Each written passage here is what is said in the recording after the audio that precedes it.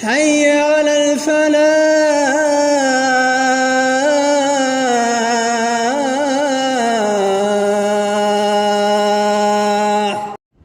إن الحمد لله نحمده ونستعينه ونستغفره ونعوذ بالله من شرور أنفسنا ومن سيئات أعمالنا من يهده الله فلا مضل له ومن يضلل فلا هادي له وأشهد أن لا إله إلا الله وحده لا شريك له وأشهد أن محمدا عبده ورسوله أما بعد فإن خير الحديث كتاب الله وخير الهدي هدي محمد صلى الله عليه وسلم وشر الأمور محدثاتها وكل محدثة بدعة وكل بدعة ضلالة وكل ضلالة في النار.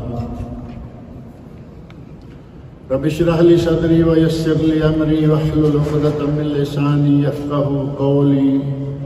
رب أعوذ بك من همزات الشياطين وأعوذ بك رب أن يحضرون. أعوذ بالله السميع العليم من الشيطان الرجيم. وإن يمسسك الله بضر فلا كاشف له إلا هو وإن يردك بخير فلا راد لفضله يصيب به من يشاء من عباده وهو الغفور الرحيم. سورہ یونس کی یہ آیت نمبر 107 ہے، جس کے موضوع سے آپ کو اندازہ ہو گیا ہوگا کہ گزشتہ جمعہ جو ہمارا ارادہ تھا کہ طالب علمی کے آداب کو ہم اگلے جمعہ مکمل کریں گے، وہ معاملہ کچھ بدل گیا ہے بعض وجوہات کی بنا پر، لیکن اتنا ذہن میں رہے کہ طالب علمی کے سلسلہ میں جو بنیادی ایک دو باتیں کہی گئی تھی کہ طالب علم کی نیت صحیح ہو، علم حاصل کرنے سے وہ دولت نہ کمانا چاہتا ہو،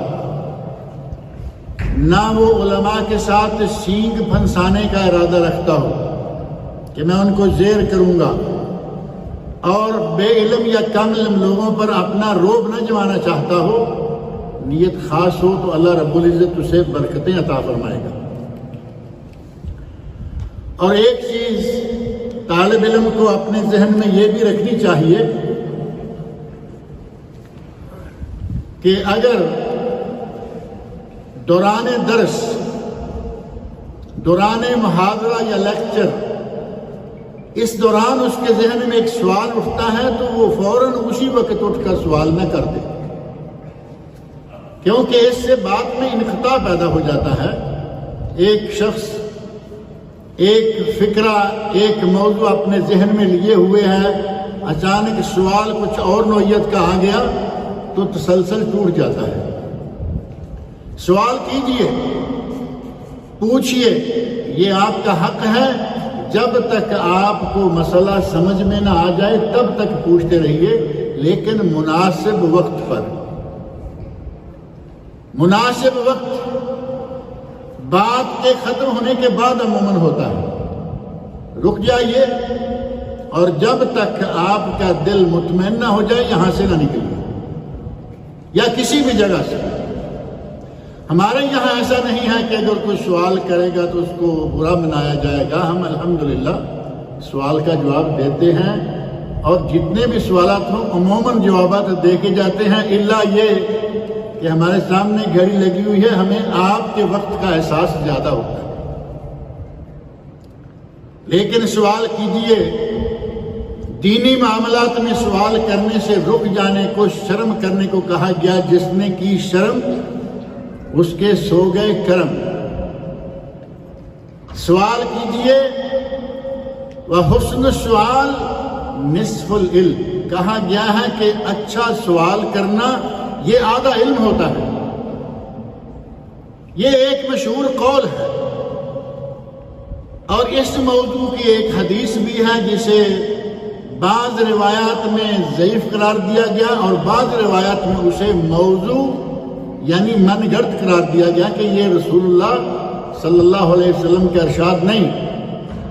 لیکن یہ بات بالکل صحیح ہے کہ اگر آدمی اچھے وقت پر اچھے طریقے سے باادب انداز سے سوال کرے تو یہ واقعی علم حاصل کرنے کا ایک انداز ہے۔ حضرت جبرائیل امین علیہ السلام کی حدیث گزشتہ جمعہ ذکر کی تھی، کتنے باادب ہو کر بیٹھے، فرشتے ہیں اور رئیس الملائکہ ہیں، تمام فرشتوں کے سردار ہیں، لیکن جب نبی صلی اللہ علیہ وسلم کے سامنے ایک عام انسان کی حیثیت سے آ کر بیٹھے تو اس طرح بیٹھے جس طرح آدمی تشہد بیٹھتا ہے، دو زانو ہو کر اور اپنی رانوں پہ ہاتھ رکھ کر پورے ادب و احترام سے بیٹھے۔ ادب و احترام سے آدمی سوال کرے، اچھے انداز سے کرے اور اچھے مناسب وقت میں کرے تو اس میں کوئی حرج نہیں ہے۔ اور دوسری بات جو آج ذکر کر دینا ضروری سمجھتا ہوں اپنے اصل موضوع کی طرف آنے سے پہلے، کہ بعض لوگوں کو عادت ہے کہ وہ لکھتے ہیں، لکھنے کی عادت ہے، رسالے لکھتے ہیں، کتابیں لکھتے ہیں، لیکن جب لکھتے ہیں تو کچھ ادھر سے ادھر سے بغیر مصنف کا نام لیے، یا کبھی گفتگو کر رہے ہیں تو کچھ اچھی باتیں ان کو نقل کریں گے لیکن اس کا حوالہ کوئی نہیں، یوں لگتا ہے کہ جیسے یہ اس کے اپنے دل سے اپنے دماغ سے نکلی ہوئی بات ہے۔ یہ خیانت ہے۔ امانت داری کا تقاضا یہ ہے کہ جو بات جہاں سے لی ہے اس کی طرف منسوب کیجئے، کہیے کہ یہ بات فلاں نے کہی ہے، قرآن کریم میں ہے، اللہ رب العزت کا کلام ہے، حدیث شریف میں ہے، نبی اکرم صلی اللہ علیہ وسلم کا ارشاد ہے، اور ایسے ہی الٹ پلٹ باتوں کو نبی صلی اللہ علیہ وسلم کی طرف منسوب کرنا اپنے لیے جہنم میں ٹھکانہ بنانے والی بات ہے۔ بعض لوگوں کو آتا ہے، حوالہ دینے کا شوق ہے، لیکن ادھر ادھر کی باتیں اٹھا کے نبی نے فرمایا، حدیث میں آیا، یہ انتہائی خطرناک رویہ ہے۔ نبی صلی اللہ علیہ وسلم کا ایک ارشاد جو حدیث کی تقریباً سبھی کتابوں میں موجود ہے، آپ ارشاد فرماتے ہیں، من کذب علی متعمداً، جس نے مجھ پر جان بوجھ کر جھوٹ بولا، اسے معلوم ہے کہ یہ حدیث تو نہیں، نہ کبھی اس نے حدیث کی کوئی کتاب دیکھی نہ پڑھی، لیکن دوسروں پر روب جمانے کے لیے وہ کہتا ہے حدیث میں آیا۔ نبی صلی اللہ علیہ وسلم فرماتے ہیں، جس نے جان بوجھ کر مجھ پر جھوٹ بولا، فَلْيَتَبَوَّأْ مَقْعَدَهُ مِنَ النَّارِ، وہ اپنا ٹھکانہ جہنم میں بنائے۔ اقوال کو، نصوص کو، اقتباسات کو ان کے مالکوں، ان کے مصنفین، ان اہل علم کی طرف منسوب کرنا عین امانت داری ہے، اور یہ ہونی چاہیے۔ اور یہ بھی طالب علم کے اوصاف میں سے ایک وصف ہونا چاہیے کہ وہ محنت کرے۔ یہ راستہ بڑا لمبا ہے۔ آدمی کہے کہ میں آج اور 1 سال کے اندر، 2 سال کے اندر میں اسکالر ہو جاؤں گا، وہ آج کل کے اسکالروں کی طرح اسکالر ضرور ہو جائے گا۔ آج کل بڑے اسکالر ہیں، آپ کو فیس بک پر، نیٹ پر اتنے اسکالر ملیں گے کہ شاید محلے میں دوسرا شخص اسے جانتا بھی نہیں، لیکن وہ اسکالر ہے۔ ادھر سے ادھر سے اکٹھا کیا، کچھ نہ کچھ کہہ دیا، اور اسے نہیں معلوم کہ میں کیا کہہ رہا ہوں۔ آج آپ کو میڈیا میں اتنی غلط سلط باتیں اتنے زور و شور سے کہی جاتی، کوئی حوالہ نہیں، کوئی ریفرنس نہیں۔ اس طرح کا اسکالر نہیں، اسکالر وہی ہوتا ہے جو محنت کرے اور مسلسل محنت کرتا رہے۔ سال کے شروع میں طالب علم اگر کہے کہ نہیں ہمارے امتحان میں ابھی 8 مہینے 9 مہینے باقی ہیں، دیکھا جائے گا، اور آخری ہفتہ ایک لفظ ہے میرا خیال ہے کہ ہمارے سارے لوگ سمجھتے ہوں گے، رٹا لگانا۔ رٹا سمجھتے نہیں؟ سارا سال پڑھا نہیں، جن لوگوں نے لگائے ہوئے ہیں وہ اعتراف بھی کریں۔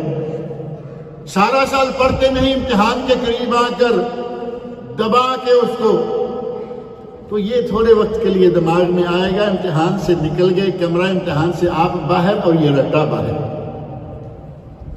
رٹے سے علم حاصل نہیں ہوتا، علم حاصل ہوتا ہے آرام آرام سے پڑھتے جائیے۔ اگر آرام آرام سے چلتے جائیں گے تو گزشتہ جمعہ میں نے اشارہ کیا تھا، نبی اکرم صلی اللہ علیہ وسلم ارشاد فرماتے ہیں یہ جو شخص طالب علمی کے راستے میں نکلا، جو شخص طالب علمی حدیث سیکھنے کے لیے، قرآن سیکھنے کے لیے، دین سیکھنے کے لیے نکلا، من سلک طریقا یلتمس فیہ علما سلک اللہ بہ طریقا الی الجنہ۔ اگر کوئی آدمی علم سیکھنے کے راستے پہ چل پڑا، یعنی اس نے علم سیکھنا شروع کر دیا، یہ نہیں ہے کہ وہ سفر کر کے دوسرے ملکوں میں ہی جائے تب، من سلک طریقا، جو علم سیکھنے کے راستے پر چل پڑا، اللہ رب العزت اس کے راستے کو جنت تک پہنچا دے گا۔ کتنا مقام ہے طالب علم کا! اللہ کے نبی صلی اللہ علیہ وسلم اسی حدیث میں ارشاد فرماتے ہیں، ابو داؤد، ترمذی، ابن ماجہ اور تاریخ کبیر امام بخاری رحمۃ اللہ علیہ، ان کتابوں میں یہ حدیث موجود ہے۔ نبی صلی اللہ علیہ وسلم فرماتے ہیں ارض و سما کی ہر چیز اس کے لیے دعائیں کرتی ہے، وحیتان والحیتان فی ماء البحر، اور مچھلیاں سمندروں کے پانیوں کے نیچے طالب علم کے لیے دعائیں مانگتی ہیں۔ طالب علمی لمبا سفر ہے، اس کے لیے مسلسل تھوڑا بہت، جیسے میں نے ذکر کیا تھا، 24 گھنٹے میں سے کچھ سو لیجئے، کچھ کھیل لیجئے، کچھ کھا پی لیجئے، اور کم از کم 1 گھنٹہ اللہ اور اللہ کے کلام کو دے دیجئے۔ آپ مسلسل طالب علم رہیں گے اور مسلسل فرشتے کیا، مچھلیاں کیا، ساری چیزیں آپ کے لیے دعائیں کرتے رہیں گے۔ اور خاص طور پر جو لوگ جوان ہیں، جوانی کا زمانہ طالب علمی کے لیے بہت اچھا ہے، اور بوڑھا تو کوئی ہوتا ہی نہیں نا۔ کسی آدمی کو بوڑھا کہہ کے دیکھو، بڑھاپے کا نام سننے کو کوئی تیار نہیں، تو پھر سارے جوان ہیں۔ جوانی کا زمانہ بہت اہم زمانہ ہے۔ اللہ رب العزت نے قرآن کریم میں سورہ کہف میں انہم فتیۃ آمنوا بربہم وزدناہم ہدی، اصحاب کہف نوجوان تھے، اللہ رب العزت نے فرمایا کہ وہ نوجوان تھے، اللہ کی ذات پر ایمان لے آئے، اللہ رب العزت نے انہیں مزید ہدایت پر لگا دیا۔ نوجوانوں کا خاص طور پر قرآن کریم میں اللہ رب العزت کا ذکر فرمانا اس بات کی دلیل ہے کہ جوانی کے عالم میں اگر کچھ کرنا چاہے تو وہ کر سکتا ہے، کر گزرتا ہے۔ جو نوجوانوں کو چاہیے کہ وہ محنت کریں، وہ زیادہ وقت لگائیں دین کو سیکھنے کے لیے، لیکن اگر کوئی بوڑھا نہیں ہے تو کم از کم 50 سے آگے ہو گیا، وہ یہ نہ سمجھ لے کہ میں بوڑھا ہوں، لیکن وہ اتنا ضرور کرے کہ وہ دین سیکھنے کے لیے تھوڑا بہت وقت ضرور نکالتا رہے۔ ابھی میں نے آپ کے سامنے جو آیت پڑھی ہے سورہ یونس کی آیت 107، وَإِن يَمْسَسْكَ اللَّهُ بِضُرٍّ فَلَا كَاشِفَ لَهُ، اگر اللہ رب العزت تمہیں کوئی تکلیف، نقصان پہنچانا چاہے، اس کائنات کی کوئی چیز اس نقصان کو روک نہیں سکتی۔ ہمارا ایمان ہے یا نہیں؟ ہمارا ایمان ہے اور ہونا چاہیے کہ اگر اللہ نقصان پہنچانا چاہے، دنیا کی کوئی چیز، مائی کا کوئی لال ایسا نہیں ہے کہ جو اس نقصان کو روک سکے۔ وَإِن يُرِدْكَ بِخَيْرٍ فَلَا رَادَّ لِفَضْلِهِ، اگر اللہ آپ کو کوئی خیر بلائی پہنچانا چاہے، اسے بھی کوئی نہیں روک سکتا۔ تو اس کا مطلب یہ ہوا کہ ہر طرح کی خیر اللہ کی طرف سے، اور اگر اللہ کی طرف سے کوئی شر آ جائے، کوئی برائی آ جائے، کوئی تکلیف آ جائے، اسے بھی اللہ کے سوا کوئی نہیں روک سکتا۔ اور تو اور کیا روکیں گے؟ نبی اکرم صلی اللہ علیہ وسلم جو پوری نوع بشر کے امام، تمام انبیاء اور رسل کے سردار ہیں، آپ خود اپنی زبان مبارک سے کہہ رہے ہیں کہ میں تمہیں کوئی نفع نقصان نہیں پہنچا سکتا۔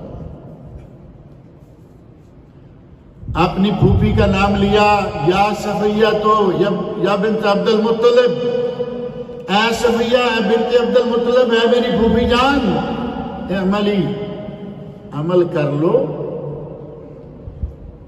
عمل کر لو، قیامت کے دن نفع نقصان کہو گے میں نہیں دے سکتا۔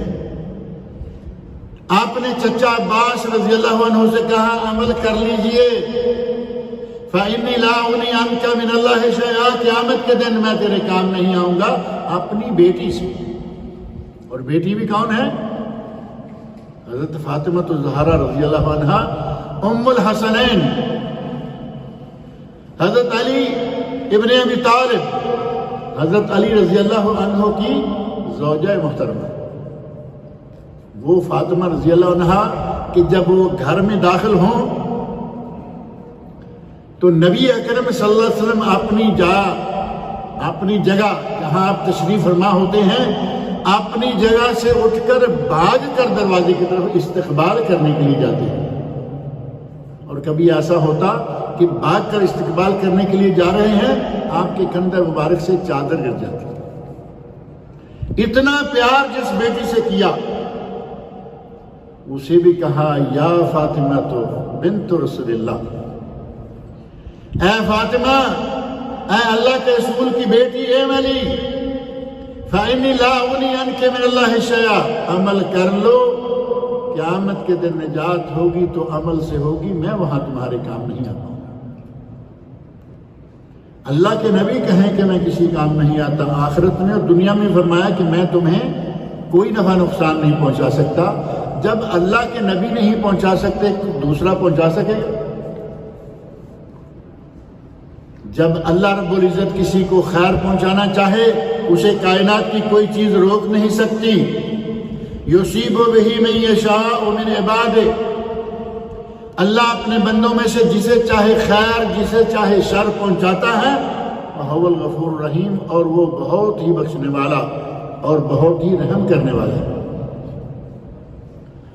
ہمارے یہاں پاک و ہند میں خاص طور پر، اور اب یہ سلسلہ پھیلنا شروع ہو گیا، آپ کے علم میں ہے کہ شر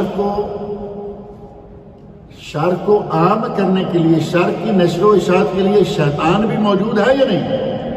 اس کا تو کام ہی ہے خیر کے راستے بند کرنا اور شر کو دنیا میں پھیلانا، یہ شیطان کی بھی کوشش ہے۔ اور یہی ایک وجہ ہے کہ آج کچھ باتیں، کچھ خرافات جو ہمارے پاک و ہند میں تھیں، آج وہ پھیل کر ادھر ادھر بھی آ گئی۔ میں نے ایک کام کیا، لوگوں نے دیکھا کہ وہ اتنی بڑی بڑی داڑھی ہے تو نماز بھی یہ پڑھتا ہے تو یہ ٹھیک ہی ہوگا، اس نے بھی کرنا شروع کر دیا۔ دیکھا دیکھی وہ بیماریاں، وہ خرافات، وہ بدعات، وہ شرکیات جو صرف ہمارے ملکوں میں تھے اب باہر کے ملکوں میں آنا شروع ہو گئے ہیں، اور کچھ ایسے ہیں کہ جو یہاں سے شروع ہوئے، عہد جاہلیت میں یہاں تھے، نبی اکرم صلی اللہ علیہ وسلم نے انہیں بند کر دیا، اور خیر القرون میں وہ چیزیں بند رہیں، اب ہمارے ملکوں سے ہوتے ہوئے پھر یہاں آنا شروع ہو، یعنی یہاں رینیو ہو گئی تھی پہلے سے، لیکن اب نئے سرے سے ان کا یہاں بھی سلسلہ شروع ہو گیا، تجدید ہو گئی ان کی۔ اور وہ کیا ہے؟ بچے کے گلے میں تعویذ لٹکایا ہوا ہے، یہ تعویذ ہمارے بچے کی حفاظت کرے گا۔ اللہ رب العزت کیا فرما رہے ہیں؟ وَإِن يَمْسَسْكَ اللَّهُ بِضُرٍّ فَلَا كَاشِفَ لَهُ، اللہ بچے کو نقصان پہنچانا چاہے اسے کوئی تعویذ نقصان سے نہیں بچا سکتا۔ اگر اللہ رب العزت کسی کو نقصان پہنچانا چاہے اسے کوئی دور نہیں کر سکتا۔ بچے کے گلے میں تعویذ، بڑے کے گلے میں تعویذ، عورت کے گلے میں تعویذ، مرد کے گلے میں تعویذ، اور کچھ لوگوں کے یہاں بندھا ہوا ہوتا ہے،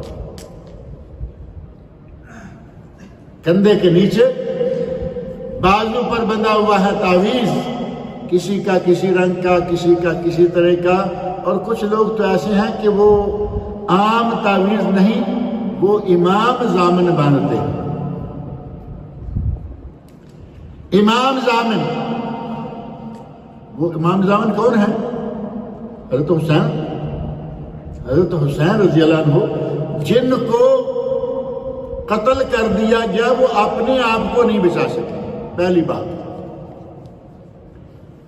جنہیں شہید کیا گیا اور کہا جاتا ہے کہ مظلوم شہید کیے گئے، وہ عظیم ہستی، وہ عظیم انسان اپنے آپ کو شہادت سے نہیں بچا سکا، شہید کر دیے گئے۔ آج ان کے نام کا لوہا اپنے گلے، اپنے کندھے میں، اپنے جسم پر لٹکا لیں گے تو کیا آپ تکلیف سے بچ جائیں گے؟ جو اپنے آپ کو نہ بچا سکا کسی کو کیا بچائے گا؟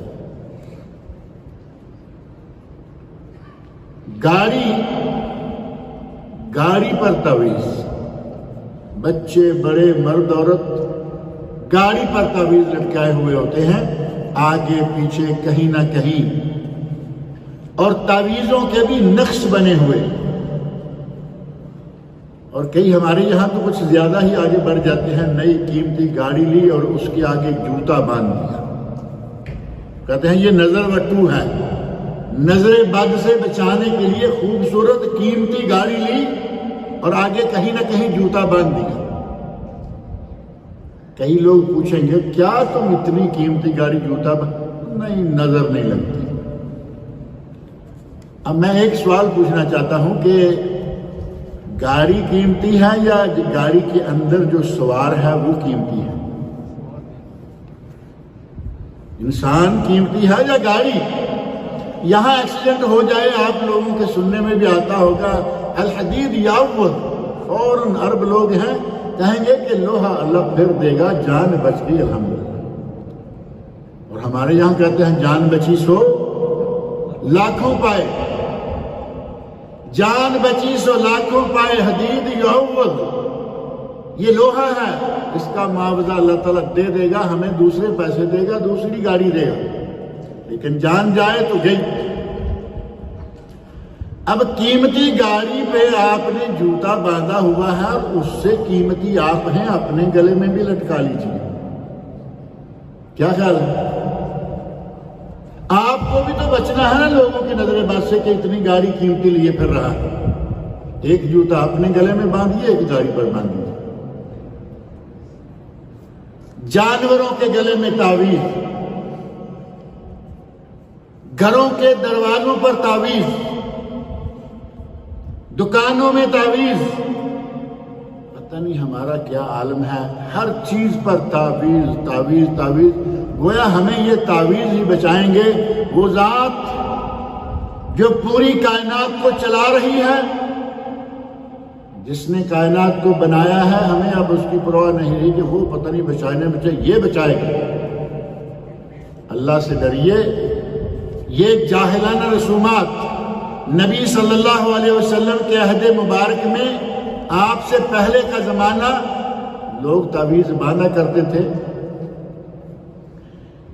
10 آدمی نبی صلی اللہ علیہ وسلم کی خدمت میں وفد کی شکل میں حاضر ہو گئے۔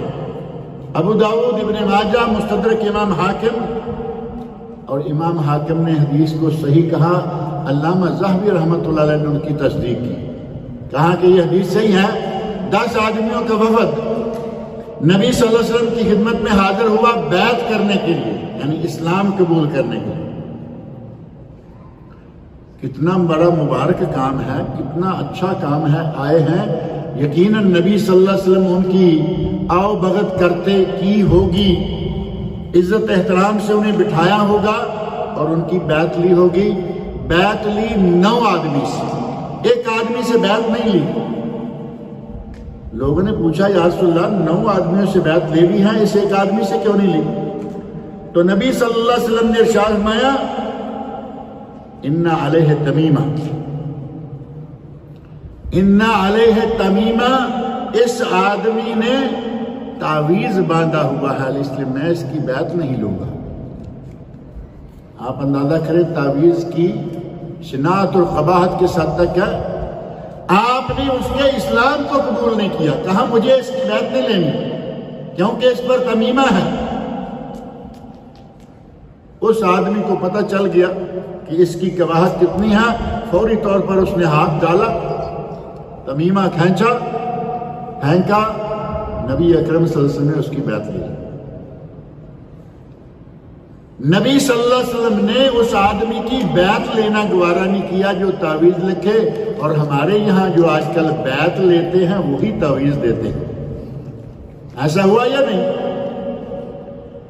جو بیعت لیتے ہیں وہ تعویذ دیتے ہیں، ایک بہت بڑا کاروبار بنا ہوا ہے۔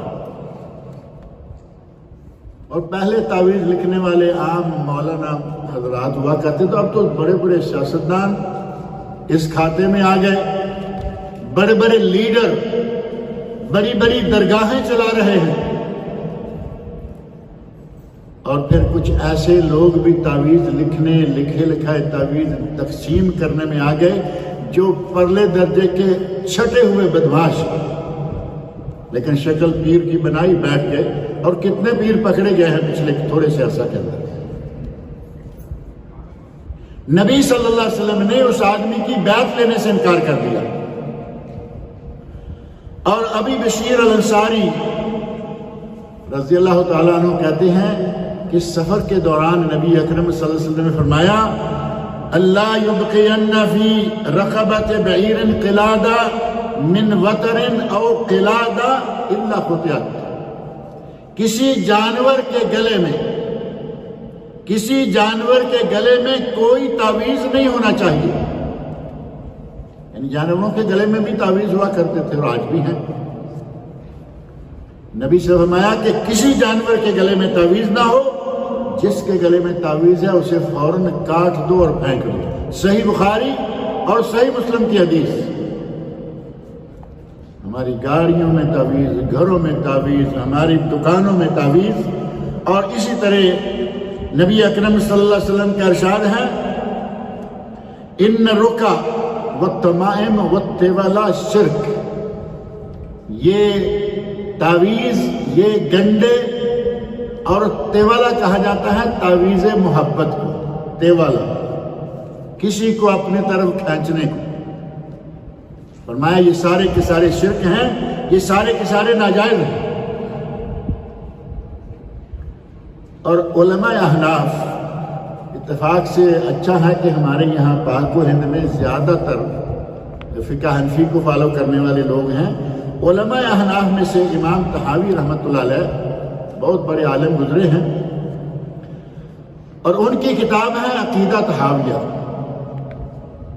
اس کتاب عقیدہ طحاویہ کی بہترین شرح لکھی ایک دوسرے حنفی عالم نے، ابوالعز رحمۃ اللہ علیہما دونوں،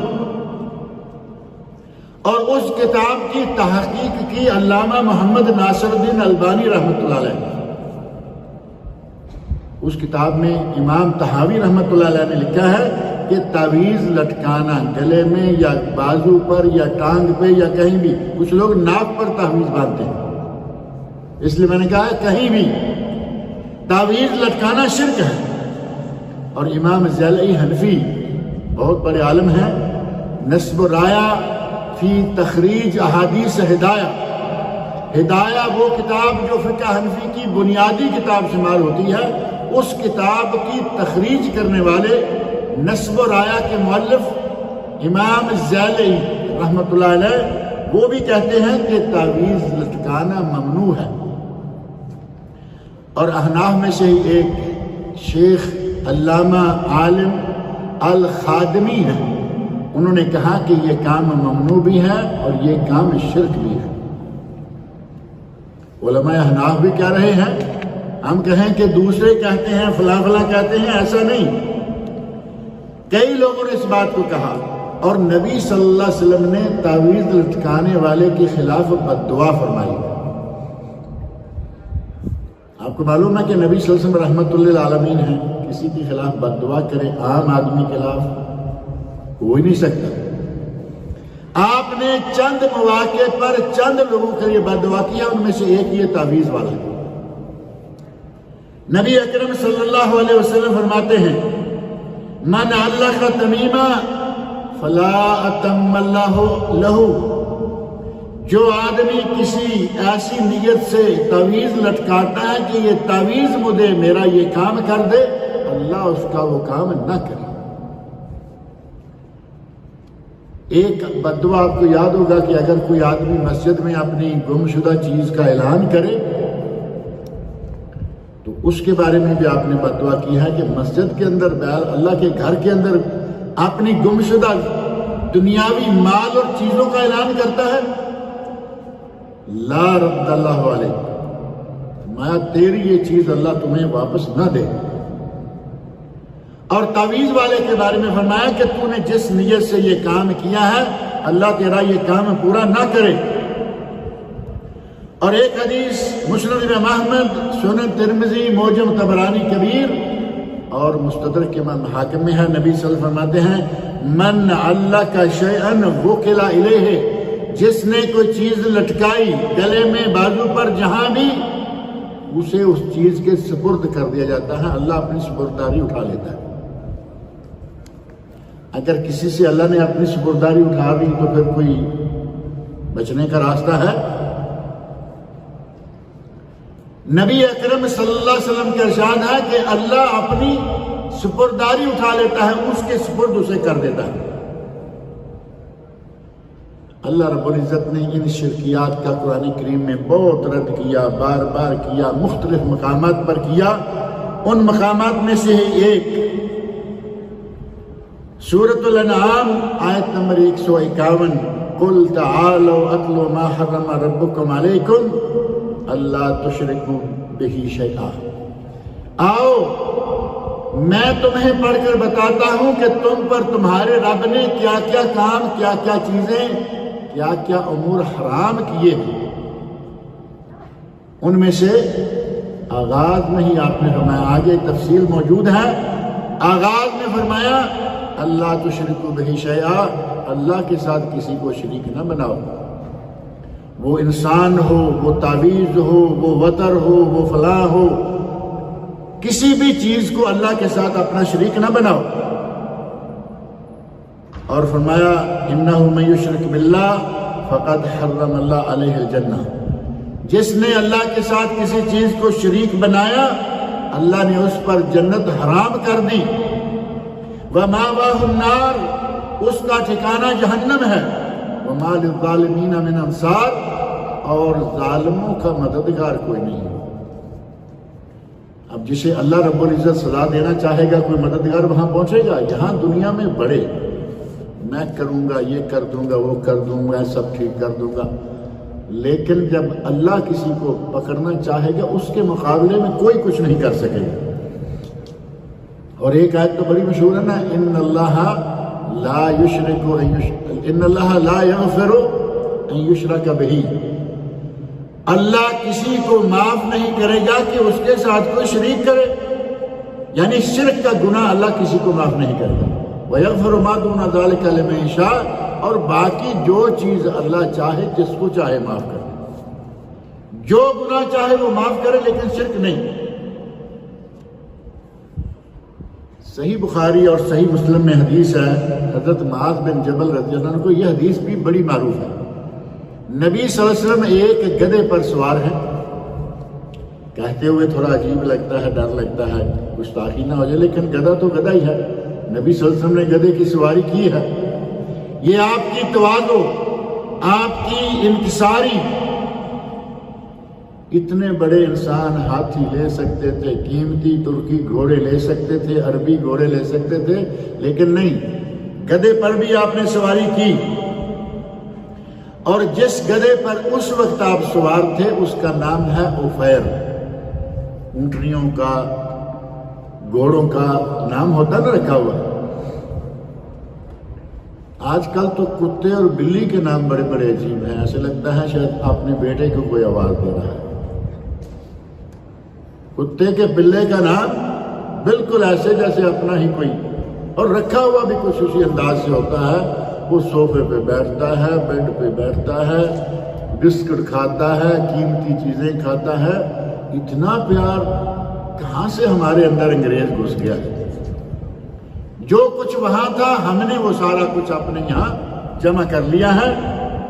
اس عفیر پر نبی اکرم صلی اللہ علیہ وسلم سوار ہیں، اور حضرت معاذ کہتے ہیں کنت ردیف النبی صلی اللہ علیہ وسلم، میں نبی صلی اللہ علیہ وسلم کے پیچھے، پیچھے والی سواری کو ردیف کہا جاتا ہے۔ نبی اکرم صلی اللہ علیہ وسلم فرماتے ہیں یا معاذ اتدری ما حق اللہ علی العباد، معاذ کیا جانتے ہو کہ بندوں پر اللہ کا حق کیا ہے؟ وما حق العباد علی اللہ، اور بندوں کا اللہ پر کیا حق ہے؟ کہتے ہیں قلت اللہ و رسولہ عالم، یا رسول اللہ مجھے تو معلوم نہیں، اللہ جانتا ہے یا آپ جانتے ہیں؟ نبی اکرم صلی اللہ علیہ وسلم فرمایا فإن حق اللہ علی العباد ان یعبدوا اللہ ولا یشرکوا بہ شیئا، اللہ کا بندوں پر حق یہ ہے کہ وہ صرف اس کی عبادت کریں اور اس کے ساتھ کسی کو شریک نہ ٹھہرائیں۔ یہ اللہ کا حق بندوں پر، عبادت صرف اللہ کی اور کسی کو اس کے ساتھ شریک نہ کریں۔ اور بندوں کا حق کیا ہے؟ وحق العباد علی اللہ عز وجل اللہ یعذب من لا یشرک باللہ شیئا، بندے کا حق یہ ہے کہ اگر کوئی بندہ شرک نہیں کرتا تو اسے اللہ عذاب نہ دے، اللہ اسے عذاب نہ دے جو شرک نہیں کرتا، اور جو شرک کرتا ہے وہ اللہ تعالیٰ نے فرما دیا کہ وہ میں کسی کو معاف کرنے والا نہیں۔ ان چیزوں کو جو ہمارے یہاں بہت اہمیت اختیار کر گئی ہیں، تعویذ، گنڈے، یہ وہ فلاں فلاں، مختلف نام، مختلف طریقے، اور پھر کبھی نہ کبھی کوئی نہ کوئی تعویذ دکھاتا رہتا ہے کہ بھئی دیکھیں یہ کیا ہے۔ یقین مانے تعجب ہوتا ہے کہ تعویذ میں ایسے خانے بنے ہوئے ہیں 4، 6، 12، 14، اور ان خانوں میں سینٹر میں ایک بڑے خانے میں لکھا ہوا ہے ابلیس۔ اب کیا معنی ہوگا اس کا کہ ہمارے اس تعویذ میں ہماری مدد کرنے والا ابلیس ہے۔ دائیں بائیں 1 2 3 4 2 4 6 8 10 سے لکھے ہوئے ہیں، اندر ابلیس لکھا ہوا ہے، کہیں کوئی اور نام، عجیب و غریب قسم کے نام۔ کس سے مدد مانگ رہے ہو؟ جس نے اللہ کے سامنے بڑے تن کر گردن اکڑا کر کہا کہ میں تیرے بندوں کو گمراہ کروں گا، ان کو آگے سے پیچھے سے دائیں سے بائیں سے اوپر سے ہر طرف سے آؤں گا، ان کو میں بہکاؤں گا۔ اللہ نے فرمایا میرے بندے تیرے بہکاوے میں نہیں آئیں گے، اور جو بندے اس کے بہکاوے میں آئے ہوئے ہیں وہ پھر اللہ کے بندے تو نہ ہوئے نا۔ کس کے بندے ہوئے؟ وہ بھی شیطان کے بندے ہوئے۔ ابلیس سے مدد مانگی جا رہی ہے، جنات سے مدد مانگی جا رہی ہے۔ عجیب و غریب قسم کا مسلمان جو ہے وہ ہو چکا ہے، جبکہ ہمیں ان چیزوں کی بجائے چاہیے یہ کہ نبی اکرم صلی اللہ علیہ وسلم نے جو ہمیں کچھ کام بتائے ہیں وہ کریں۔ سب سے پہلی بات یہ کہ جو آدمی 5 وقت کا نمازی ہے باذن ہی تعالیٰ اسے کوئی نقصان نہیں پہنچے گا۔ پہلی بات 5 وقت کا نمازی ہو، اور نمازی ہو، نام کا نمازی نہ ہو، باقاعدہ نمازی ہو۔ نمازیوں کی قسمیں بھی بہت ہیں نا، میں کئی مرتبہ ذکر کرتا رہتا ہوں، کچھ 60 کے نمازی، 68 کے نمازی، 360 60 نہیں 360 سال کے 360 دن ہوتے ہیں نا عید پڑھنے والے، اور وہ بھی چھوٹی عید، خاص طور پر میٹھی عید۔ بڑی عید کے لیے تو قربانی دینے کا جھنجھٹ ہوتا، کہتے ہیں جی بھاگیں گے، پہلے اپنی قربانی کر لیں۔ 360 کے 8 کے نمازی جمعہ ٹکا کے پڑھتے ہیں، پورے ہفتے میں مسجد کا منہ نہیں دیکھتے۔ 61 کے نمازی آگے پیچھے کہیں کہیں جائیں یا نہیں جائیں لیکن جنازے کی نماز میں شریک ہوں گے۔ کھاٹ کے نمازی، کھاٹ ہے نا آگے چارپائی پڑی ہوئی ہے، جنازہ پڑا ہوا ہے۔ 61 کے نمازی جو شرما شرمی نماز پڑھتے ہیں، 5-7 لوگ بیٹھے ہوئے ہیں، اذان ہوئی اور 6 لوگ جانے لگے، 7واں کہتا ہے کہ میں یہاں بیٹھا رہوں گا تو میرا کیا، ان کے دل میں میرا کیا بنے گا، کیا خیال کریں گے یہ کہ اتنا ہی کیا گزرا ہے کہ نماز بھی نہیں پڑھتا۔ تو وہ دیکھا دیکھی شرما شرمی مسجد میں چلا جاتا ہے، یہ ہے کٹ کا نمازی۔ ایسے نہیں، اگر نماز پنجگانہ کا صحیح معنوں میں پابند ہے اللہ اس کی حفاظت کرے گا، اسے کسی تعویذ کی ضرورت نہیں ہے۔ اور پھر یہ بات ذہن میں رکھیں کہ تعویذ اور دم دو چیزیں ہیں یا ایک ہے؟ یہ دونوں الگ الگ ہیں۔ تعویذ ہے ادھر باندھ دیا، ناک پہ باندھ دیا، کسی نے گلے میں لٹکا دیا، اور دم ہے پڑھ کے اس پہ پھونک مارنا۔ نبی اکرم صلی اللہ علیہ وسلم سے دم ثابت ہے، تعویذ ثابت نہیں ہے، بلکہ آپ کے سامنے تعویذ آیا، آپ نے تروا کے پھینک دیا، پھر بیعت لی۔ یہ ہے تعویذ اور دم آپ حضرت حسن حسین رضی اللہ عنہما دونوں کو کیا کرتے تھے، اور آپ فرمایا کرتے تھے کہ حضرت ابراہیم علیہ السلام اپنے بیٹوں اسماعیل اسحاق علیہ السلام ان دونوں کو یہ دم کیا کرتے تھے۔ وہ دعا آپ کو آتی ہو، اعوذ بکلمات اللہ التامات من شر کل شیطان وہامۃ ومن کل عین لامہ۔ اس کو آپ اگر تھوڑا بہت پڑھا لکھا آدمی ہے تو وہ چینج کرے، اعوذکما، تم دونوں کو، اعوذکا، اعوذکے، اعوذ، میں اللہ کی پناہ میں آتا ہوں نظر بد سے اور جو چیزیں ذکر کی گئی ہیں، میں تمہیں اللہ کی پناہ میں دیتا ہوں۔ اگر کچھ بھی یاد نہیں ہے تو اعوذ بکلمات اللہ التامات پڑھیے، اعوذ بکلمات اللہ التامات من شر ما خلق، مختصر، اعوذ بکلمات اللہ التامات من شر کل شیطان وہامہ ومن کل عین لامہ۔ یہ عین لامہ ہے نظر بد، جس نظر بد سے بچانے کے لیے آپ جوتے لٹکا رہے ہیں، اللہ کے رسول صلی اللہ علیہ وسلم نے 2 کلموں میں اس کی دعا بتا دی۔ معوذات پڑھیے، نمازیں پڑھیے، قرآن کریم کی تلاوت کا روزانہ ایک ورد رکھیے، صدقہ کیا کیجئے تھوڑا تھوڑا،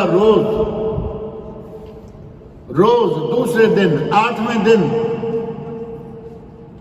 ہم نے سمجھ لیا ہے کہ ہم رمضان میں زکوٰۃ نکالتے ہیں اور پھر وہی زکوٰۃ سال بھر بانٹتے رہتے ہیں۔ میں کئی مرتبہ ذکر کر چکا ہوں کہ یہ عمل غلط ہے۔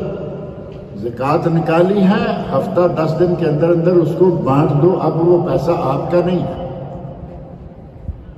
باقی سال کا حصہ اب یا انفاق فی سبیل اللہ، اب جیب پہ ہاتھ ڈالیے، نیچے دل ہے اس پہ بھی ہاتھ ہمارا چلا جاتا ہے، وہ جیب کے نیچے ہی ہے نا، دل کی جگہ یہی ہے یا نہیں؟ ہمارے ٹیلر بھائی بڑے اسپیشل اس معاملے میں، جیب صحیح جگہ لگائی ہے، اس میں پیسہ ہو تو دل بھی گرم تازہ فریش، اور اگر پیسہ دینا پڑے تو پھر دل کو ہاتھ آتا ہے۔ زکوٰۃ ہی نہیں، آپ کے مال میں اللہ نے غریبوں، مسکینوں، بیواؤں، یتیموں کا ویسے بھی حق رکھا ہے۔